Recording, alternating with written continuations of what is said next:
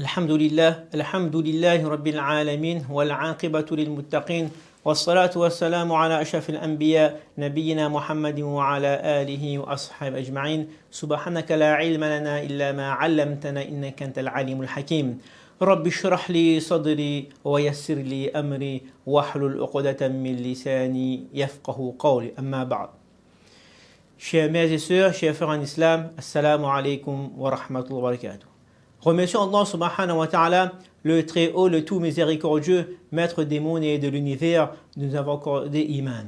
Remercions Allah subhanahu wa ta'ala, de nous avoir accordé la santé et demandons doigt avec Allah subhanahu wa ta'ala qu'il nous fasse mourir avec iman. Nous sommes dans le mois de Muharram. Et demain, Inch'Allah, ce sera le 10e Muharram, le jour de Ashura. Que signifie Ashura, le mois de Muharram? Que s'est-il passé durant ce jour de Ashura? Que faut-il faire? Et quelles leçons en tirer? Voilà quelques questions qu'on essaiera de répondre par l'ordre d'Allah subhanahu wa ta'ala. Ibn Qudama, rahmahullah, il dit que Ashura, huwa yawmul ashir min al-Muharram. Que Ashura, c'est le 10e jour du mois de Muharram. Donc Ashura, donc la racine vient de Ashara. Ashara, c'est 10. Et Muharram, c'est le premier mois du calendrier islamique. Allah subhanahu wa ta'ala, chaque année, il nous met des saisons qui nous permettent de nous rapprocher de lui et du paradis. Allah subhanahu wa ta'ala demande à rappeler les joies d'Allah subhanahu wa ta'ala en disant وَذَكِّرْ بِأَيَّامِ اللَّهِ. Donc il y a le mois de Ramadan et les vertus du mois de Ramadan, nous savons tous l'importance de la dernière décade. On va jeûner un mois, la nuit du destin. Ensuite, il y a le mois de Shawwal avec les 6 jeûnes surérogatoires, récompense d'une année de jeûne. Ensuite, il y a le mois de Dhul Hijjah avec une première décade où on doit jeûner 9 jours. Le jeûne de Arafat qui efface les péchés d'une année passée et d'une année future. Il y a l'accomplissement du Hajj, fête de sacrifice. Ensuite, il y a le mois de Muharram qui après une décade, il y a un jour important qui est Ashura. Il y a le mois de Rabiul Awwal, on va parler de l'émigration du prophète sallallahu alayhi wa sallam, on va parler de la vie du prophète sallallahu alayhi wa sallam. Le mois de Rajab avec le Mi'raj, la nuit, ensuite il y a le mois de Sha'ban avec la nuit du pardon. Donc il y a comme ça dans l'année des occasions pour se rapprocher d'Allah subhanahu wa ta'ala. Le mois de Muharram est appelé Shahrullah, le Muharram, le mois d'Allah subhanahu wa ta'ala. C'est le mois dans lequel il est meilleur de jeûner parmi les jeûnes surérogatoires après le mois de Ramadan. Parce que il dit que ce jeûne-là n'est pas lié à un acte obligatoire, comme pour les autres. Par exemple, le jour de l'Arafat donc, est lié au Hajj. Et Allah subhanahu wa ta'ala dit dans le Coran, إن عدة الشهور عند الله 12 شهرا في كتاب الله يوم خلق السماوات والأرض منها 4 حرم. Que le nombre de mois dans une année donc est 12 et parmi ces 12 mois il y en a 4 qui sont sacrés. Et parmi ces mois sacrés justement il y a le mois de Muharram. À l'époque de la Jahiliya, c'est-à-dire avant l'arrivée de l'islam, il y avait beaucoup de guerres entre les tribus, des combats toute l'année. Donc on avait instauré des mois sacrés, donc c'est une des raisons, pour que les pèlerins pouvaient venir en sécurité pour le pèlerinage. Car pendant ces mois, justement, tous ces combats étaient interdits. Donc, les mois sacrés, il y en a 4. Vous le connaissez. Donc on a Muharram, ensuite il y a Ramadan. Non, Ramadan, il y a eu la guerre de Badr. Donc, il y a Muharram, il y a Dhul Hijjah, il y a Dhul Qa'da et il y a Rajab. Une autre question, est-ce qu'on connaît tous les noms des mois de l'année? Posez la question à vos enfants. Les enfants vous diront, oui, Muharram et Ramadan. Donc, il y a, donc un petit rappel, Inch'Allah bénéfique pour nous-mêmes, Muharram, ensuite Safar, oui, Rabiul Awwal, Rabiul Thani, Jumad al-Oula et Jumad al-Ukhra, Jumad al-Thani. Ensuite, Facile. Hein? Rajab, Sha'ban, Ramadan, Shawwal, Dhul Qa'da et Dhul Hijjah. Donc à nous de les apprendre et aussi parfois à la maison de poser la question justement dans quelle date on est. C'est important d'avoir des repères. Donc l'année se termine avec un mois sacré, Dhul Hijjah, et commence avec un mois sacré. Et dans les 2 mois, il y a des jeûnes très importants qui effacent les péchés. Le mois de Muharram, le mois d'Allah, parce qu'il nous rappelle la grandeur, la grande valeur de ce mois, afin de commencer justement l'année avec de bonnes actions, obtenir la baraka pour les restes des mois de l'année. Nous voyons par exemple le jour de Eid, c'est un jour de fête, où on est heureux, un jour de joie. Et on commence cette journée par une salat spéciale juste après le lever du soleil, justement pour obtenir la baraka, la bénédiction durant cette journée. Allah subhanahu wa ta'ala veut nous faire comprendre que chaque projet, chaque action, chaque entreprise, il faut commencer par la bénédiction d'Allah subhanahu wa ta'ala et terminer par Tawbah, le pardon. Cette année, on commence à acquérir justement les bénédictions et la baraka par les actes d'adoration. Et en augmentant ces actes d'adoration, on va augmenter la bénédiction, la baraka, qui va répercuter sur notre physique, sur notre spirituel, sur la famille, sur nos projets, sur nos finances. Allah subhanahu wa ta'ala, il est Ar-Razzaq, c'est lui qui nourrit tout le monde.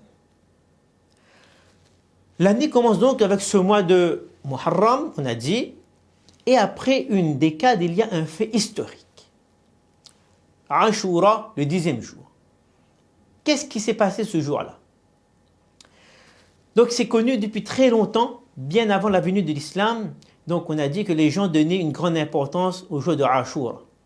Il n'y a pas de grande nuit, mais un grand jour, une grande journée.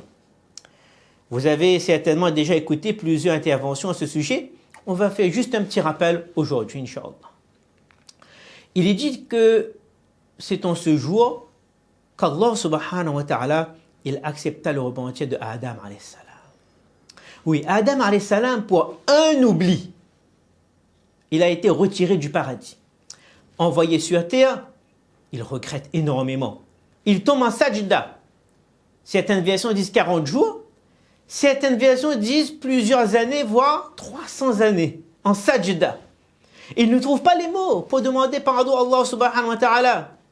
فَتَلَقَّى آدَمُ مِنْ رَبِّهِ كَلِمَاتٍ. C'est là qu'Allah subhanahu wa ta'ala, il enseigne à Adam alayhi salam, رَبَّنَا ظَلَمْنَا أَنفُسَنَا وَإِن لَمْ تَغْفِرْ لَنَا وَتَرْحَمْنَا لَنَكُونَنَّ مِنَ الْخَاسِرِينَ. Il est dit qu'en ce jour aussi, Allah subhanahu wa ta'ala sauva Nuh alayhi salam. Nuh alayhi salam, subhanallah, il a vécu environ 1300 années. 1300 années, il a fait 900 ans de da'wah. Toutes sortes de da'wah. En groupe, tout seul. Même avec les langages des signes. Parce que les gens ne voulaient plus écouter, donc ils se bouchaient les oreilles et ils le faisaient en langage des signes. 900 ans d'efforts. Et il est dit que combien de personnes acceptaient son message? Entre 10 et 80 personnes. Subhanallah. L'effort est obligatoire. La guidée, c'est Allah subhanahu wa ta'ala. Donc Allah subhanahu wa ta'ala a envoyé le déluge. Donc ils sont entrés dans l'arche. Et justement, après 40 jours, c'était le jour de Ashura où Allah subhanahu wa ta'ala a fait sortir justement les croyants et Nuh alayhi salam de cette arche-là. Et enfin, le jour de Ashura, c'est le jour où Allah subhanahu wa ta'ala, il sauva Moussa alayhi salam et fit noyer Pharaon. En lisant ces récits des prophètes alayhi salam, on doit faire le lien avec Allah subhanahu wa ta'ala, surtout avec les noms, les attributs divins d'Allah subhanahu wa ta'ala. Exemple, Al-Qahhar, qui veut dire le très contraignant. Dans le sens qu'Allah subhanahu wa ta'ala, justement, il nous oblige à faire des bonnes actions en mettant en place ces saisons de bonnes actions pour qu'on puisse progresser vers lui. Il est At-Tawwab, accueillant au repentir. Il est Ar-Raffar, il pardonne en permanence. Il est An-Nasir, celui qui donne la victoire. Pour aujourd'hui, on se focalisera, Inch'Allah, sur une partie de l'histoire de Moussa alayhi salam. Moussa alayhi salam, c'est le plus rapporté dans le Coran. c'est l'histoire de Moussa alayhi salam, est citée à 73 endroits dans le Coran et éparpillé sur 28 juz. Et le lien avec nous, bien sûr, vous le connaissez, lors du Mi'raj, c'est lui-même qui a, en guillemets, fait diminuer le nombre de salat par jour. 50 arrivé à 5. Le prophète sallallahu alayhi wa sallam disait que Moussa alayhi salam, c'est mon frère. Il y a le lien aussi avec le peuple de Moussa alayhi salam, parce que le prophète sallallahu alayhi wa sallam, il s'est marié avec une égyptienne, la copte Maria.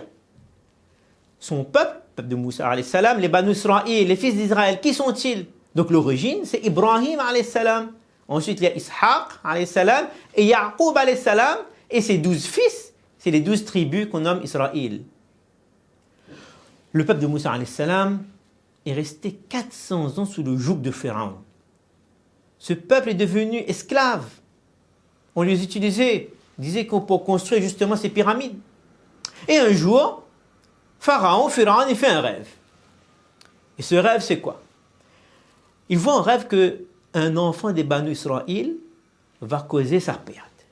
Lui, qui se disait, Dieu, maintenant il a peur d'un rêve. Alors qu'est-ce qu'il décide? C'est radical. Il faut tuer tous les nouveau-nés garçons. Tous les nouveau-nés mâles vont être assassinés. Il dit que le Nil va devenir en sang. Les mamans avaient peur lors des naissances. Ensuite, le ministre, un de ses ministres, lui dit, mais si vous tuez toutes les esclaves là, mais qui ça sert à nous demain?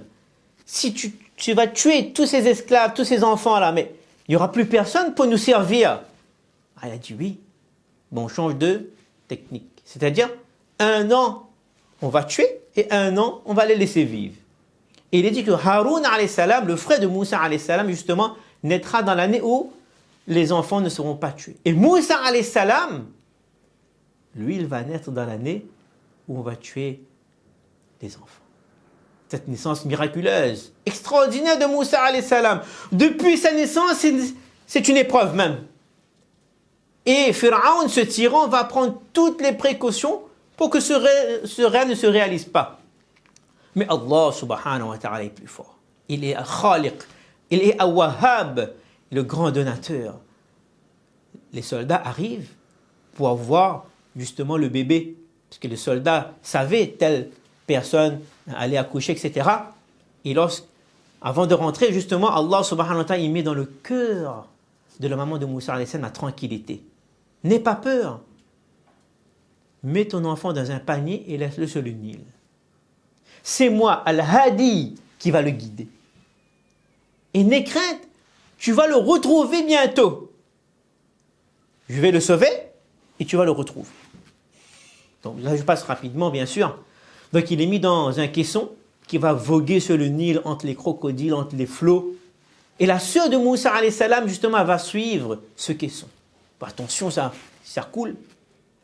Et à un moment donné, ce panier, ce caisson, donc il arrive à un endroit où des femmes sont en train de prendre un bain, dans le Nil justement, et c'est la femme de Pharaon. Ils voient arriver un panier, et à l'intérieur, un bébé innocent, tout beau. Qui peut abandonner ça? Donc elle décide de le garder. Nous voyons, Pharaon il met tout en œuvre pour tuer Moussa alayhi salam, et Allah subhanahu wa ta'ala le fait grandir dans sa maison. Il va retrouver sa maman. Arrivé donc, rapidement, arrivé dans le palais, maintenant, il faut le nourrir. Et Allah subhanahu wa ta'ala a fait que Moussa alayhi salam n'accepte aucun lait des nourrices. Donc on est parti chercher d'autres nourrices dans la ville. Et c'est là que la sœur justement de Moussa alayhi salam, elle dit à sa maman que voilà, Moussa alayhi salam est arrivé, donc je l'ai suivi, donc apparemment il est dans le palais, et on dit qu'on cherche une nourrice. Je ne sais pas, essayez de voir. Et là, lorsque arrive au tour justement de la maman de Moussa alayhi salam pour donner le lait, Moussa alayhi salam il boit du lait, et c'est comme ça que Allah subhanahu wa ta'ala a réuni Moussa alayhi salam et sa maman. Donc il grandit dans le palais, il va manger la nourriture de Pharaon, il va mettre les vêtements de Pharaon. Et à l'âge de 18-20 ans, il y a un incident. Qu'est-ce qui s'est passé? en voulant protéger un des siens, parce que justement, il passe et il voit que le soldat est en train de frapper un des siens, c'est-à-dire un des Banu Israël, et il veut le protéger. Et qu'est-ce qu'il fait? Il avait une force extraordinaire, Moussa alayhi salam. En poussant le soldat, il tombe et il meurt. En comparaison avec le prophète sallallahu alayhi wa sallam, donc nous voyons aussi que le prophète sallallahu alayhi wa sallam aussi a eu une enfance remplie d'épreuves. Il n'a pas connu son père. Il y a eu des miracles à sa naissance. On sait tous l'histoire de l'allaitement avec Halima Sardiya pendant 4 ans. L'opération de la poitrine à l'âge de 4 ans justement. Sa mère décède, il n'a que 6 ans. Son grand-père décède, il a 8 ans. Son premier voyage en Syrie à l'âge de 12 ans. Et on l'annonce déjà qu'il faut faire attention parce qu'on le recherche. Donc Moussa alayhi salam, il a donc, involontairement tué ce soldat. Le lendemain, Moussa alayhi salam circule et il voit la même scène. Un soldat en train de frapper un des siens. Alors, il s'approche et il voit que la personne, qui est comme un des siens là, un Banu Israël, c'est la même personne que hier. Alors il se dit non, en fait c'était lui le problème. Et là il dit, il ne va pas l'aider. Et c'est là qu'il est dénoncé justement par cette personne-là. Et lorsqu'il est dénoncé, il ne peut plus rien faire. Et là, qu'est-ce qu'il fait? Il va partir. Pris de peu de panique, il quitte l'Égypte sans rien emmener. Comme ça, il va partir. Il va émigrer. Comme le prophète sallallahu alayhi wa sallam a émigré. Il va partir, arriver au nord de l'Arabie, à un endroit qui s'appelle Madian. Il arrive chez Shu'aib alayhi salam. Il va se marier là-bas, rester une dizaine d'années. Ensuite, il décide de retourner pour sauver son peuple. Sur le chemin du retour, justement, durant la nuit, donc, vous savez bien, dans le désert, c'est pas comme maintenant, hein, à 2 chameaux, avec la famille, les enfants, etc. C'est très difficile, il fait très froid le soir. Donc une nuit, il avait très froid, il n'y avait pas assez de nourriture. Moussa alayhi salam, il voit au loin une lumière. Alors il dit à sa famille donc, de rester là, il va partir voir. Et là, en arrivant près de cette lumière, il voit justement un arbre illuminé, qui dégage une lumière, subhanallah.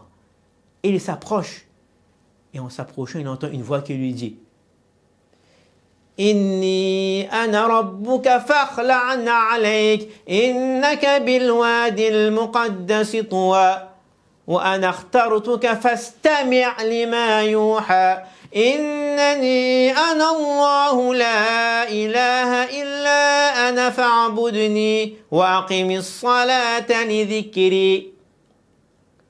Il entend une voix qui lui dit Moïse, Moussa alayhi salam, Ana Rabbuk, je suis ton Seigneur. Allah subhanahu wa ta'ala, il parle à Moussa alayhi salam, Ikhla'na alayk, enlève tes sandales, car tu es dans une vallée sacrée. Enlève tes sandales, sois purifié parce que il va se passer quelque chose d'extraordinaire. Je t'ai choisi, donc il devient prophète. Stami', écoute ce qui va être révélé. Anallah, je suis Allah, la ilaha illa, point de divinité autre que moi. Adore-moi et accomplis la salat pour te souvenir de moi. Donc il devient prophète. Et Allah subhanahu wa ta'ala lui donne en plus 2 pouvoirs, 2 miracles. Comme à son époque, l'époque de Moussa alayhi salam, c'était la sorcellerie, la magie qui était répandue. Et Allah subhanahu wa ta'ala va lui accorder justement 2 miracles. Le premier, c'est le bâton. Le bâton qu'il servait justement pour faire avancer les animaux ou bien pour s'appuyer. Il dit, jette ton bâton. Lorsqu'il jette son bâton, ça devient un serpent. Et lorsqu'il reprend ce bâton, ce serpent, ça devient un bâton. Et deuxième, c'est sa main qu'il mettait sous ses aisselles et lorsqu'il retirait, ça dégageait une lumière. De retour en Égypte, il demande à Allah subhanahu wa ta'ala que son frère Haroun alayhi salam devienne aussi prophète et qu'il l'accompagne pour affronter Pharaon. Il rencontre Pharaon et là Pharaon le reconnaît. Salam alaikum, ça va? Bon, ça, tout ce temps-là. Et pourquoi on l'a renié? Où étais-tu toutes ces années? Et pourquoi tu es revenu? Il a dit que Moussa alayhi salam répond en disant que je suis revenu pour récupérer mon peuple et partir. Ah bon? Pharaon dit quoi? Et si je refuse? Qu'est-ce que tu as pour te confronter à moi? Quel pouvoir tu as pour me convaincre? C'est là que Moussa alayhi salam il jette son bâton, qui devient un serpent énorme et que tout le monde a peur, tout le monde est sous le choc.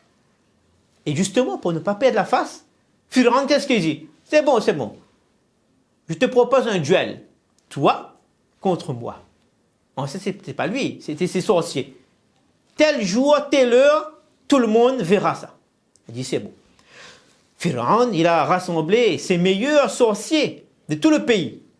Il dit qu'il y avait 40. Ils sont tous sur le podium. D'un côté, Moussa alayhi salam, de l'autre, des 40 sorciers. Et là, Moussa alayhi salam donc, lui dit, commencez vos tours de magie. Et là, donc, ils commencent un après l'autre. Donc, leur cordes commencent à bouger, etc. À un moment donné, Moussa alayhi salam commence à avoir peur. Il dit, et là, Allah subhanahu dit, non, n'aie crainte, jette ton bâton. Et là, lorsqu'il jette son bâton, qui se transforme en un énorme serpent qui avale tout. Et là, subhanallah, lorsqu'on est dans la fausseté, on voit la vérité, c'est extraordinaire. Ces 40 sorciers tombent en sajda, subhanallah. Ils se repentent et apportent iman sur le Dieu de Moussa alayhi salam. Deviennent musulmans. Pharaon lui a dit, comment osez-vous parler? Comment osez-vous décider quelque chose sans mon ordre? Il dit, nous, on ne t'écoute plus. Fais ce que tu veux avec nous. Pharaon dit, si vous ne revenez pas à ce que vous avez dit ou ce que vous avez fait, alors vous serez crucifiés. Il dit, fais ce que tu veux. Et ils sont martyrs. Subhanallah. Puis Moussa alayhi salam, il va voir Pharaon, il dit, bon, maintenant, donc j'ai réussi le duel. De laisser partir maintenant.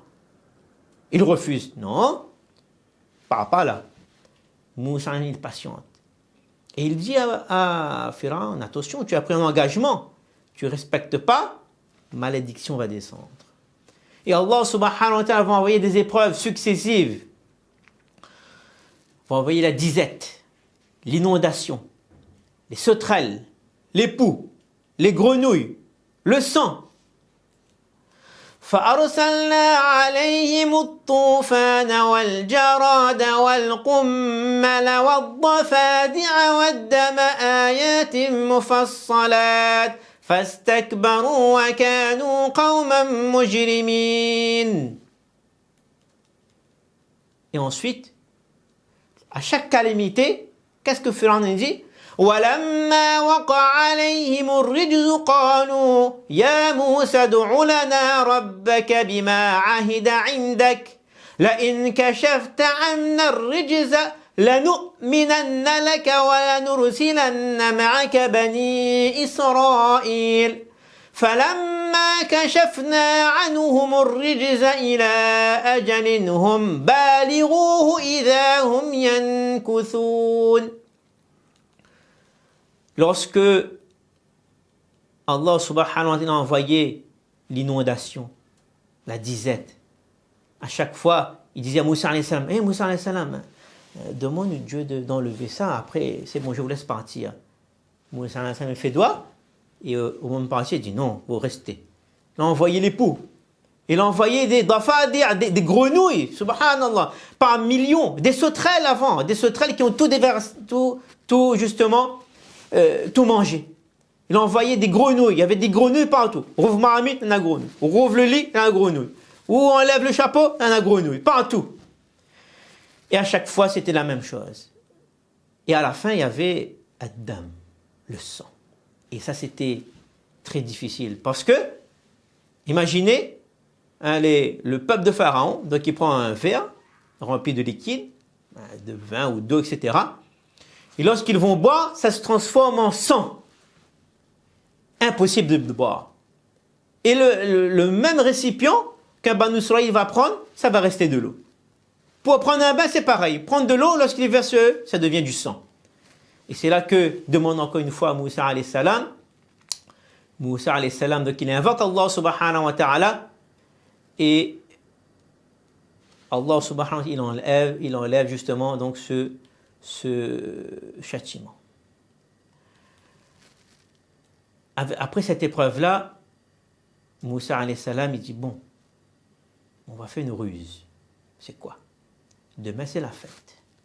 C'est la fête des Banu Israël qu'ils n'ont jamais fêtée. Parce qu'ils étaient esclaves, et leur fête, donc, ils ne fêtaient pas à l'endroit où ils travaillaient. Donc, ils sont partis, une délégation donc, est partie voir les Pharaons en disant que demain, c'est notre jour de fête, et on aimerait justement fêter dignement cette fête-là, et on doit le faire justement en dehors de la ville. Mais il accepta en contre-cœur. De peu encore une calamité va arriver. Elle dit c'est bon, prenez votre journée. Mais après pour revenir, mais prenez votre journée. C'était une ruse pour s'éloigner, fuir le pays en direction du Cham. وَأَوْحَيْنَا إِلَى مُوسَى أَنْ أَسْرِ بِعِبَادِي أَسْرِ. Donc de partir la nuit avec ses serviteurs. Donc ils ont commencé leur émigration durant la nuit. Et il dit qu'ils étaient environ 600 000 avec leurs biens, leurs animaux. Ce n'étaient pas des combattants, c'était des faibles. Et ils ont quitté comme ça. Le lendemain, Pharaon est réveillé par son armée qui lui annonce il n'y a plus personne.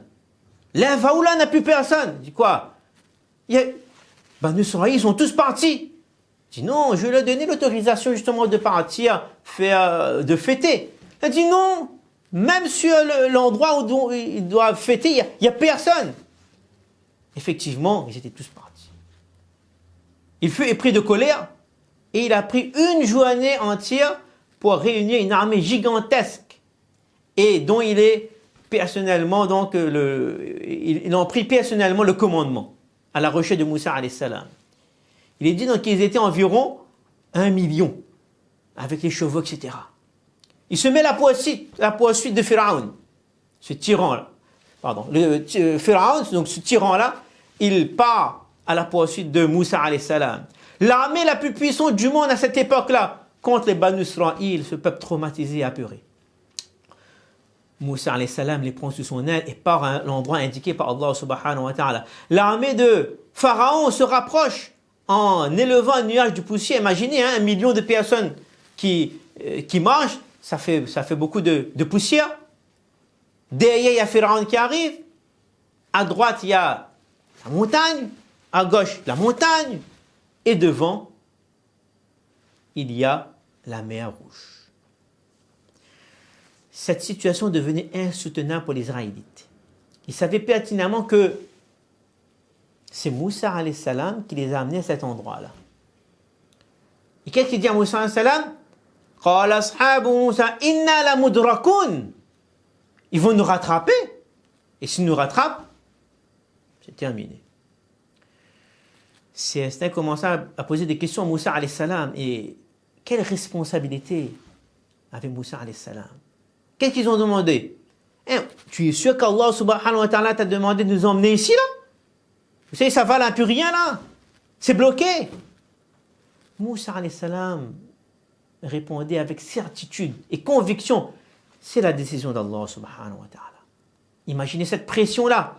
Il a pris la responsabilité de sauver tout son peuple. Ils avaient amené devant cette mer-là. Et ces personnes, justement, en voyant cette situation qui se referme, le danger qui rapproche, Moussa alayhi salam, il est avec le tawhid, il a quitté ce royaume de Pharaon, son peuple traumatisé, il va être exterminé. Et la leçon qu'on doit tirer, c'est que dans ces moments où on ne voit aucune issue, on se dit que tout est fini. Allah subhanahu nous teste. Il nous teste à l'extrême. Il nous teste la valeur de notre foi, la valeur de notre iman. Est-ce qu'on est des vrais croyants? Et c'est dans l'épreuve qu'on peut juger notre relation avec Allah subhanahu wa ta'ala. Le prophète sallallahu alayhi wa sallam, on a testé le iman dans la grotte. Ibrahim alayhi salam, on l'a ordonné d'égorger son fils. Ici, Moussa alayhi salam, il arrive devant la mer Rouge. Donc Allah subhanahu wa ta'ala veut nous rappeler que lorsqu'on est dépassé par les événements, les soucis, le stress, on ne peut plus s'en sortir, on se sent impuissant, on ne trouve aucune issue, personne ne peut nous aider, toutes les portes se ferment. Allah subhanahu wa ta'ala, il est Al-Fattah. C'est-à-dire, c'est lui qui peut ouvrir les portes que personne ne peut ouvrir. Est-ce qu'on croit vraiment en l'invisible? Allah subhanahu wa ta'ala, il veut qu'on prenne conscience que lorsqu'on est abandonné, si nous, on n'a pas abandonné Allah subhanahu wa ta'ala, il ne va pas nous abandonner. Alors ce tawakkul, cette confiance en Allah subhanahu wa ta'ala. Allah, c'est lui qui donne la vie, c'est lui qui donne la mort, c'est lui qui crée toute situation, c'est lui qui gère la météo, les océans, les terres, etc. On lève le main vers Al-Hayy, Al-Qayyum, Al-Qawi, Al-Fattah, Al-Nasir. Il va nous aider. Comme Moussa alayhi salam, il a fait Moïse. À aucun moment il n'a douté de la promesse d'Allah subhanahu wa ta'ala. Il savait que cette situation, c'est Allah subhanahu wa ta'ala qui a créé cette situation. Cette situation donc était sous le contrôle divin. Il savait qu'Allah subhanahu wa ta'ala était avec lui. Déjà avec l'épisode du bâton qui est devenu serpent, avait déjà forgé sa confiance en Allah subhanahu wa ta'ala. Donc Allah subhanahu wa ta'ala va l'aider dans cette situation-là. Les Banu Israël commencent à se plaindre. On a dit, Inna la mudrakoun. Qu'est-ce qu'il répond? Qala kalla. Jamais. Inna ma'i rabbi sayahdin. Jamais ils vont nous rattraper, car j'ai avec moi mon Seigneur qui va me guider. Je n'ai pas peur, car mon Seigneur, mon Rabb, mon Créateur est avec moi, le roi des rois. Comme dans l'histoire d'Ibrahim alayhi salam, Hajara, en parlant à Ibrahim alayhi salam, tu nous laisses seuls là, dans le désert, moi et ton fils. Est-ce que c'est Allah qui t'a ordonné de faire cela? Ibrahim répond oui. Il dit, si c'est Allah, il n'y a pas de problème, tu peux partir. C'est lui qui va nous sauver. Donc, avec Moussa alayhi salam, il y a Haroun alayhi salam, il y a son neveu Yusha alayhi salam, les croyants. Et Moussa alayhi salam s'approche justement de la mer. Hahuna umir. C'est ici que j'ai été ordonné de venir. Que faire? La mer rouge devant moi, avec ses 450 000 km², à droite, à gauche la montagne, derrière Pharaon. L'aide d'Allah, elle arrive. فأوحينا إلى موسى أن اضرب بعصاك البحر فانفلق فكان كل فرق كالطود العظيم. Nous révélâmes à Moussa alayhi salam, à Moïse, frappe la mer de ton bâton. Elle se fendit alors, et chaque version c'était comme une énorme montagne. Donc Moussa alayhi salam a frappé, et la mer s'est ouverte en deux, c'est comme si on a mis des vitres. Hein, il dit qu'on, imagine, vous voyez des poissons passer comme ça. Et par terre, ça a été asséché pour qu'ils puissent justement marcher. Donc, cette mer qui était un obstacle, en guillemets, un ennemi, devient un ami, un moyen de secours. Et là, en lisant la vie du prophète sallallahu alayhi wa sallam, il y a ce récit-là, donc en parenthèse, comme Suraqa ibn Malik. Suraqa ibn Malik, lors de l'émigration, donc là aussi, là c'est dans l'émigration, il a rattrapé le prophète sallallahu alayhi wa sallam et a voulu tuer le prophète sallallahu alayhi wa sallam, Abu Bakr, etc. Arrivé devant lui, il est paralysé, il ne peut plus avancer. Il demande l'aide au prophète sallallahu alayhi wa sallam. Le prophète accepte et il lui fait un serment que maintenant tu vas retourner, de ne rien dire aux poursuivants qui vont venir. Il accepta. Mais il dit que je n'ai rien contre toi. Ce qui m'intéressait, c'était l'argent. Les 100 chameaux, 100 000 euros. Ben, j'ai besoin de cet argent-là, donne-moi quelque chose. Demande au prophète de lui donner quelque chose. Le prophète en immigration. Qu'est-ce que le prophète il a fait? Il a dit à Abu Bakr d'écrire une lettre dans laquelle était écrit que Suraqa aura les bracelets en or de l'empereur perse. Répétez. Les bracelets en or de l'empereur perse. Le prophète entend cette émigration, hein, il parle de la Perse. Ben lui, il a accepté. Et en retournant, donc, Suraqa, il a dit aux autres personnes, non, ici, il n'y a rien. Là, je suis parti là-bas, il n'y a personne. Quand est-ce que c'est réalisé cette parole du prophète sallallahu alayhi wa sallam? Au temps de Omar radiyallahu anhu. Longtemps après.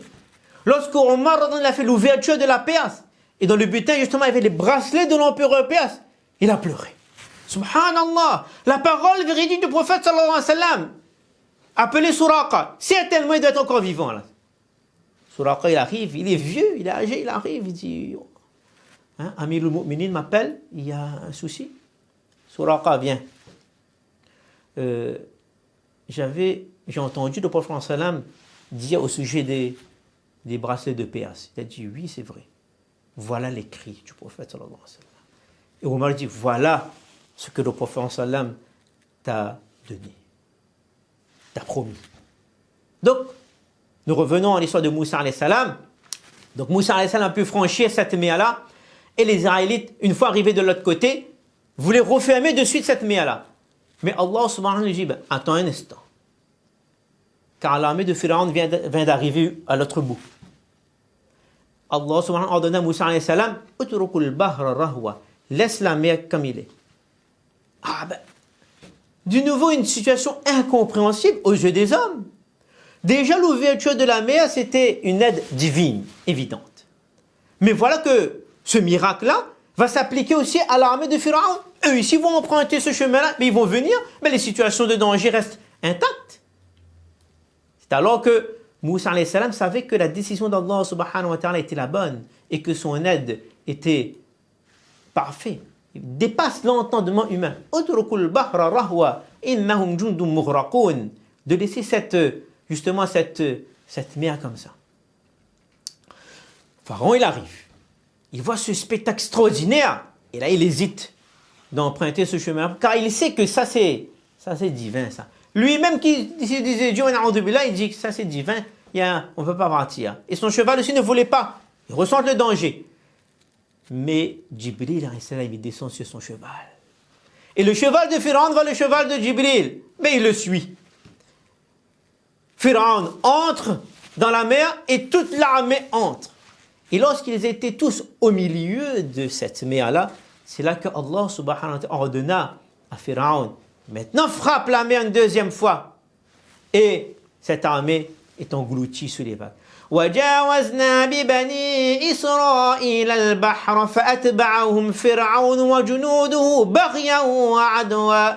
Donc les Pharaon, il a poursuivi les Banu Israël حتى إذا أدركه الغرق. Et là il s'est passé autre chose. Lorsqu'ils étaient justement en train d'être noyés, Pharaon, au moment où il ne pouvait plus respirer, qu'est-ce qu'il dit? قال آمنت أنه لا إله إلا الذي آمنت به بنو إسرائيل وأنا من المسلمين. Qu'est-ce qu'il dit? Je crois qu'il n'y a d'autre divinité que en celui dont qui ont cru les enfants d'Israël. Et je suis un homme de soumis.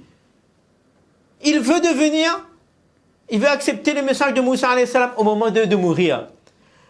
الآن وقد عصيت قبل وكنت من المفسدين.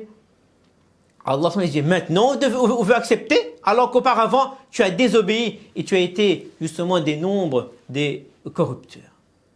Et Jibril alayhi salam, lorsqu'il raconte ça au prophète sallallahu alayhi wa sallam, il dit, si jamais tu m'aurais vu ce jour-là où j'ai pris la boue pour la mettre dans la bouche de Pharaon. Pourquoi? De peur, subhanallah, de peur que la miséricorde d'Allah subhanahu wa ta'ala le touche. Ar-Rahman, Ar-Rahim. La miséricorde d'Allah subhanahu wa ta'ala est énorme, il englobe tout. Que même Pharaon, s'il aurait été touché de cette miséricorde, Allah subhanahu wa ta'ala l'aurait pardonné. فَالْيَوْمَ نُنَجِّيكَ بِبَدَنِكَ لِتَكُونَ لِمَنْ خَلْفَكَ آيَةً. Et Allah subhanahu wa ta'ala a épargné le corps de Pharaon. Il a été englouti, il a été tué. Ensuite, son corps est ressorti afin que ce soit un signe à tes successeurs. Il est dit qu'aujourd'hui, justement, ce corps-là est exposé dans un musée. Al-Aziz, Allah subhanahu wa ta'ala, Al-Aziz, l'irrésistible, le puissant, qui ne peut être dominé. Pour remercier justement de cette victoire, Moussa alayhi salam, il a jeûné. Jeûne de shukr. Remercier Allah subhanahu wa ta'ala. C'est pour cela, lorsque le prophète sallallahu alayhi wa sallam est arrivé à Madina Munawwara, il a remarqué justement que les jeunes, que les juifs gardaient le jeûne de Ashura. Il leur a demandé la raison, et les juifs lui ont répondu que c'était en souvenir de Moussa alayhi salam. Et là, le prophète sallallahu alayhi wa sallam, il a dit que avant de voir ce qu'il a dit, nous pouvons retirer une leçon là. C'est que le prophète ensemble, il quitte Makkah, il arrive à Madina, et qu'est-ce qu'il fait? Il parle à qui là? Il parle à des personnes d'autres religions. Il s'intéresse, il parle à d'autres communautés, il est ouvert. Il a vu que les juifs jeunes demandent la raison. Il y a ce dialogue interreligieux, partir vers l'autre pour demander, comprendre. C'est un homme de paix, respecte chaque personne. Donc Moussa alayhi salam, il avait gardé le jeûne. Donc le prophète il dit que je suis en comparaison avec vous le mieux placé pour observer une pratique de Moussa alayhi salam. Nous sommes plus proches de Moussa alayhi salam que de vous, parce que je suis son frère en islam. On est prophète. On est parmi les ulul azm, parmi les 5 meilleurs prophètes. Moussa alayhi salam, Ibrahim alayhi salam, prophète alayhi salam, Isa alayhi salam, Nuh alayhi salam.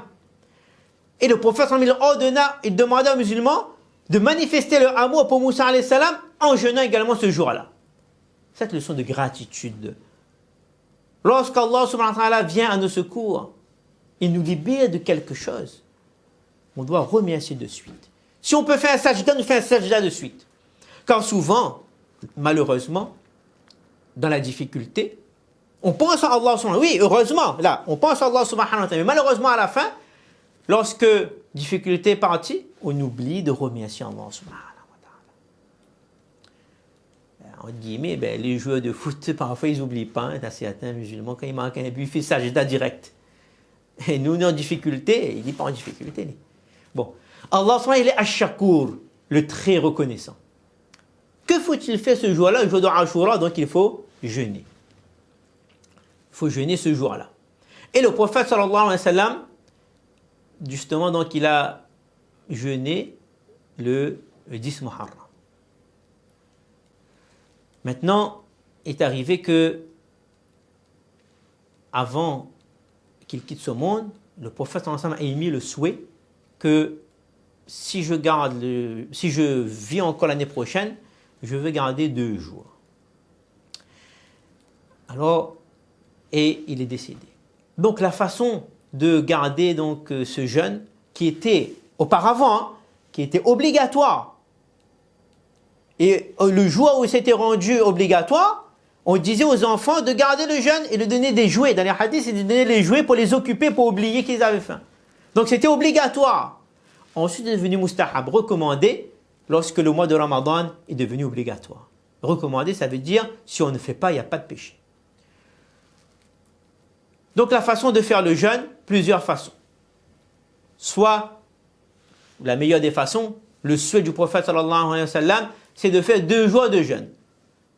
Le 9 et le 10, un jour avant le jour, ou bien le jour et un jour après, le 10 et le 11. Sinon, on peut faire les 3 jours aussi. Là, on est sûr de tomber dedans. On fait le 9, le 10 et le 11. Si on ne peut pas, on peut faire que le 10 aussi. Et si on n'a pas fait aussi, il n'y a pas de péché aussi. Il ne faut pas blâmer celui, on n'a pas fait carême hier, astaghfirullah. Non, on n'a pas fait carême. On n'a pas eu la récompense. Ah oui, mais quelle récompense? Ah, mais ça, on a oublié. Si vous faites une bonne action, si vous travaillez en plus, payons en plus. Et si vous ne faites pas, même pas où. Donc, récompense, rapportée par Qatada radiallahu anhu, que le prophète il a dit que en ce jour-là, celui qui jeûne, il aura 1 année de péché effacé. 1 année de petits péchés. Effacés. Subhanallah. On en a besoin de ces récompenses-là. En comparaison avec Yawm Arafah, c'est Muhammadi, c'est pour le prophète sallallahu alayhi wa sallam. Et Yawm Ashura, on dit c'est Moussaoui, c'est pour le peuple de Moussa alayhi salam. Mais nous voyons bien la supériorité du prophète sallallahu alayhi wa sallam sur le prophète Moussa alayhi salam. Parce que le jeûne de Arafat, c'est 2 années de péché effacés. Et Ashura, c'est 1 année. Le jeûne, subhanallah, guérit notre intérieur, notre extérieur, physiquement et spirituellement. Voilà donc ce qu'il est ordonné de faire en ce jour-là. Une deuxième chose, le prophète sallallahu alayhi wa sallam a conseillé de faire, c'est de justement de faire preuve de largesse pour la famille en ce jour de Ashura. Il est dit que celui qui fait preuve de largesse, soit de toutes les manières, Allah subhanahu wa ta'ala le comblera de nourriture, ou bien de largesse, durant l'année entière. On retient donc qu'il faut jeûner ce jeûne de Ashura. Ce n'est pas un jour de fête, hein, parce que le jour de fête, il est interdit de jeûner. Donc, mais par contre, on peut faire soit la veille un bon repas le soir, ou sinon un bon iftar, avec, qui va nous rappeler justement le dehors de Ramadan. Donc, il est conseillé donc de faire un bon repas, de donner des cadeaux, ça aussi, d'agir bien envers nos proches. Comme on est en début d'année, donc on prend l'habitude des bonnes résolutions. J'ai bien dit de prendre des habitudes. C'est-à-dire, ce n'est pas que Ashura, il faut rendre visite à la famille, que donne des cadeaux et c'est terminé durant toute l'année. Non, c'est pour nous aider. Justement, durant toute l'année, il faut faire comme ça.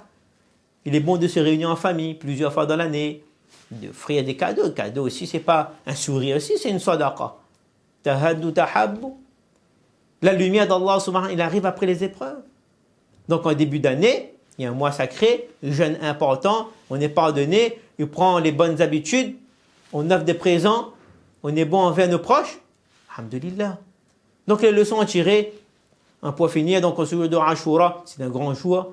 C'est le jour où des peuples ont été libérés, des repentis et ont été acceptés.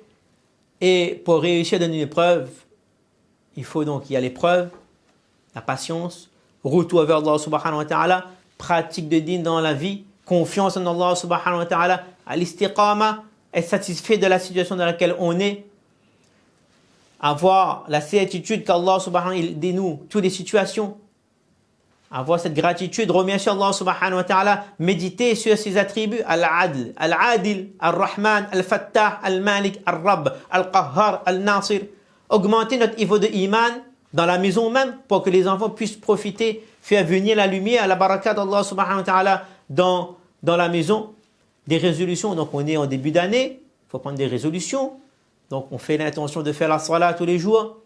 Inch'Allah, qu'Allah subhanahu wa ta'ala ouvre les portes de la Haramain pour qu'on puisse faire le Hajj l'année prochaine. Amin. Donc on prend la résolution de respecter les droits de nos enfants, de notre épouse, du voisin, purifie notre cœur, qu'Allah subhanahu wa ta'ala il éloigne la jalousie, la haine de notre cœur. Et comme on dit bonne année, mais bonne année on le sera à la fin de l'année. Pourquoi? Parce que là on va savoir les résolutions qu'on a prises au début d'année, est-ce qu'on a mis en pratique? Si oui, ben oui on a passé une bonne année. Donc pour terminer, donc une pensée sincère donc pour chaque croyant, chaque mu'min qui nous a quittés l'année dernière, récemment aussi, qu'Allah subhanahu wa ta'ala il pardonne à toutes ces personnes, qu'Allah subhanahu wa ta'ala il nous pardonne, qu'Allah subhanahu wa ta'ala nous fasse mourir avec iman, peut-être qu'on va mourir cette année, on ne sait pas, qu'Allah subhanahu wa ta'ala il nous fasse entrer dans le paradis rapidement, directement, sans passer par toutes ces épreuves. Amin ya rabbal alamin wa akhiru da'wana alhamdulillahi rabbil alamin wassalamu alaykum wa rahmatullahi wa barakatuh fajazakumullahu khairan jaza.